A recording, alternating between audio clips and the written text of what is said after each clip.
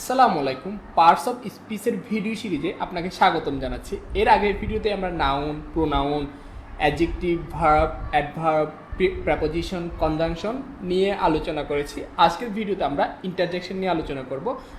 একটা ভিডিওতে আমরা ইন্টারজেকশনের যাবতীয় যত বিষয় আছে সব কিছু শেখার চেষ্টা করব এবং আজকের ভিডিও যদি আপনি শেষ করেন তার মানে আপনি পার্টস অফ স্পিচের 8টা ভিডিও কিন্তু আপনি শেষ করে ফেলেছেন। আমি 8টা ভিডিওকে কিন্তু বিভিন্ন পার্ট করে করে আপলোড করেছি।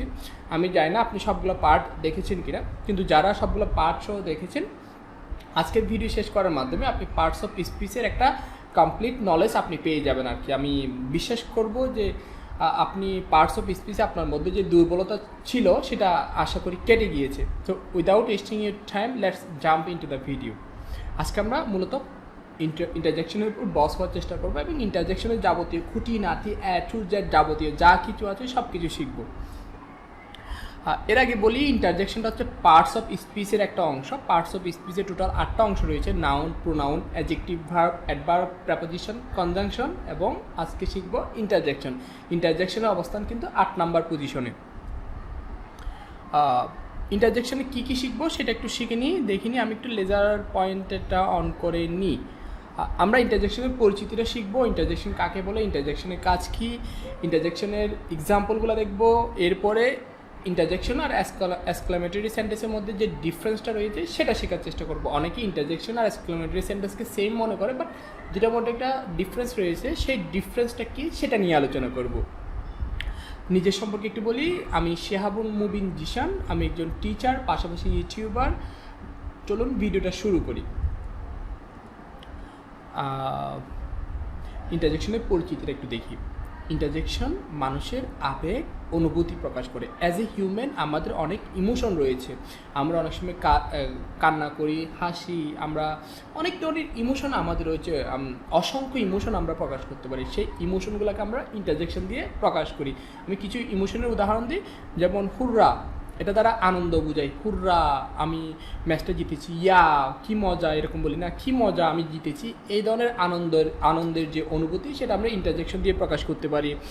দুঃখ কষ্ট যেটা রয়েছে সেটাকে আমরা অ্যালাস বলে প্রকাশ করতে পারি। হাই হাই, আমার মা মারা গিয়েছে। হাই, আমি আমার সব কিছু হারিয়ে ফেলেছি। এই ধরনের ইমোশনগুলো আমরা ইন্টারজেকশন দিয়ে প্রকাশ করি। তারপরে রয়েছে ছি, তুমি কত বেয়াদব, ছি তুমি এত খারাপ, বলি না বাংলায় আমরা, এগুলো ইন্টারজেকশন দিয়ে প্রকাশ করা যায় আর কি। ফাই, ফু, ছি, এটা বোঝায়। হুশ, চুপ, চুপ, একদম কথা বলবো না, চুপ, আমি কাজ করছি, এরকম বলি না আমরা, এটাকে আমরা হুশ এটা বলে প্রকাশ করতে পারি। এরপর রয়েছে হ্যালো, হ্যালো আপনি কি শুনছেন, হ্যালো আপনি কেমন আছেন। এভাবে আমরা কাউকে সম্বোধন করি না, এই যে আপনি কি শুনতে পাচ্ছেন, হ্যালো আমি জিশান বলছি। এই ইমোশনগুলো আমরা ইন্টারজেকশন দিয়ে প্রকাশ করি। আমরা কিছু এক্সাম্পল দেখি যাতে আপনি ব্যাপারটা ক্লিয়ার হয়ে যান আর কি। হুররা, কি আনন্দ, কি মজা, এরকম বোঝায় আর কি। হুররা, I have got A plus, হুররা আমি এ প্লাস পেয়েছি। হুররা, we have win the match, কি মজা আমরা ম্যাচটা জিতেছি। এই কি আনন্দ, কি মজা, এটা বোঝানোর জন্য আমরা হুররা এই ইন্টারজেকশনটা ব্যবহার করি। অ্যালাস, হাই, হাই হাই বলার জন্য আমরা অ্যালাস ইন্টারজেকশনটা ব্যবহার করি। Alas, his mother is no more, হাই হাই তার মা আর বেঁচে নেই। হাই, তার মা আর বেঁচে নেই। এই হাই হাই বলার জন্য আমরা অ্যালাস প্রিপোজিশনটা ব্যবহার করি। Alas, I have failed in the exam, হাই আমি পরীক্ষায় ফেল করেছি। এই হাই হাই বোঝানোর জন্য আমরা অ্যালাস ইন্টারজেকশনটা ব্যবহার করি। এরপরে রয়েছে আপনার ছি, ছি, ফাই, ফো, ছি। Fie, I have not accepted it from you, ছি আমি তোমার থেকে এটা আশা করিনি। এরকম ক্ষেত্রে আমরা ফাই ইন্টারজেকশনটা ব্যবহার করি। ফাই, ফু, ইউ আর সো ব্যাড, এখানে ফাইয়ের একটা সিনোনিম হচ্ছে ফু, দুটা মানে ছি বুঝাই। ফু, ইউ আর সো ব্যাড, ছি তুমি এত খারাপ। এরকম ক্ষেত্রে আমরা ফাই, ফু এগুলো ব্যবহার করি। এরপরে হচ্ছে হুশ, চুপ। হুশ, আই এম ওয়ার্কিং, চুপ আমি কাজ করছি। এখানে হুশ, চুপ এটা বলার জন্য আমরা হুশ এই ইন্টারজেকশনটা ব্যবহার করি। Hush, do not make a noise here, চুপ এখানে একদম আওয়াজ করবে না। এরকম ক্ষেত্রে আমরা হুশ এই ইন্টারজেকশনটা ব্যবহার করব। তারপরে রয়েছে হ্যালো, এই যে, ও হে, এই যে বলে আমরা সম্বোধন করি না, hello this is Zeeshan speaking, hello আমি জিশান বলছি। এরকম ক্ষেত্রে কাউকে মেনশন করে বলার ক্ষেত্রে আমরা হ্যালো এই ইন্টারজেকশনটা ব্যবহার করি। Hello, can you hear me? Hello, তুমি কি আমাকে শুনতে পাচ্ছ? এই হ্যালো এই ইন্টারজেকশন দ্বারা কাউকে সম্বোধন করি। এই যে বলে ও হে, এই যে hello I am Zeeshan, hello this is Zeeshan speaking, এরকম ফোনে বলি না হ্যালো আপনি কে বলছেন, এরকম ক্ষেত্রে আমরা হ্যালো এই ইন্টারজেকশনটা ব্যবহার করি। এরপরে আমরা ইন্টারজেকশন এবং এক্সক্লামেটরি একটা ডিফারেন্স রয়েছে সেটা একটু দেখব। অনেকেই এই দুইটার মধ্যে কনফিউজড হয়ে যান যে কোনটা ইন্টারজেকশন কোনটা এক্সক্লামেটরি, সেটা একটু বিস্তারিত আলোচনা করি।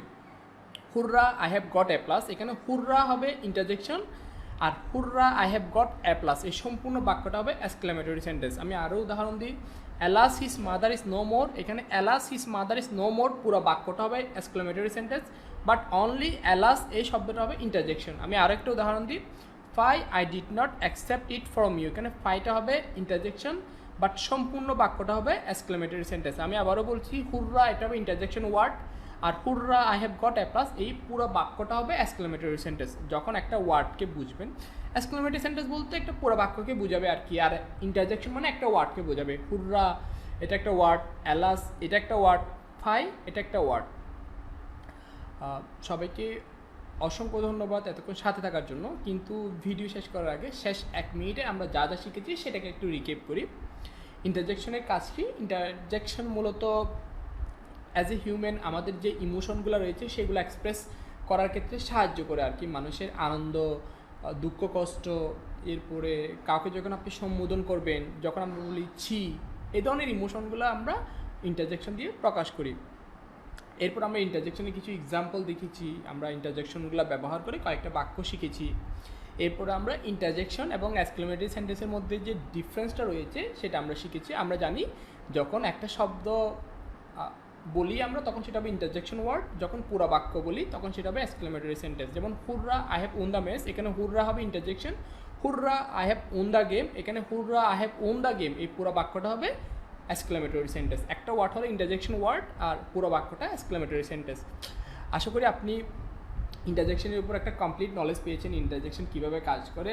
আজকের পর থেকে হয়তো আপনি ইন্টারজেকশন নিয়ে এবং কমপ্লিট এক্সক্লামেটরি সেন্টেন্সের মধ্যে কনফিউজড হবেন না এবং ইন্টারজেকশনের উপর একটা ভালো নলেজ আপনার মধ্যে হয়েছে। আমি চেষ্টা করেছি যথেষ্ট যাতে ইন্টারজেকশনটা আপনাকে বুঝাতে পারি। এরপরে যদি আপনি না বুঝেন তাহলে আমাকে কমেন্ট বক্সে জানাতে পারেন। আরেকটা জিনিস আমি মেনশন করতে ভুলে যাই, আমি প্রত্যেকটা ভিডিওতে আমার মেনশন করা উচিত যে আমি যে নোটগুলো দেখাচ্ছি, আমি যে স্লাইডগুলো দেখিয়েছি, এটার পিডিএফ যদি আপনার লাগে আপনি ডেসক্রিপশন বক্সে অথবা কমেন্ট বক্সে আপনি দেখতে পারেন, আমি লিঙ্ক দিয়ে দিব, আপনি সেখান থেকে ডাউনলোড করে আমার স্লাইডটা আপনি পড়তে পারেন, তাহলে আপনার শেখাটা সম্পূর্ণ হবে। সবাইকে আবারও ধন্যবাদ জানিয়ে আমি আমার ভিডিওটা শেষ করব। এর পরের ভিডিওতে হয়তো আমি সামনে ইংলিশ গ্রামারের আরও নতুন টপিক নিয়ে আলোচনা করতে পারি, স্পোকেন ইংলিশের টপিক নিয়ে আলোচনা করতে পারি, আরও অনেক কিছু আসতেছে সামনে ইনশাআল্লাহ। তো যদি আপনি এই ধরনের ভিডিও আরও পেতে চান তাহলে অবশ্যই আমার চ্যানেলটা সাবস্ক্রাইব করবেন। ভিডিওটা যদি ভালো লাগে তাহলে অবশ্যই একটা লাইক দিবেন এবং আমার কোনো কিছু যদি ইমপ্রুভ করতে হয়, আপনার যদি কোনো সাজেশন থাকে অবশ্যই সেটা কমেন্ট বক্সে জানাবেন। যে কোনো গঠনমূলক সমালোচনা আমি খুব সুন্দর করে গ্রহণ করব। আসসালামু আলাইকুম।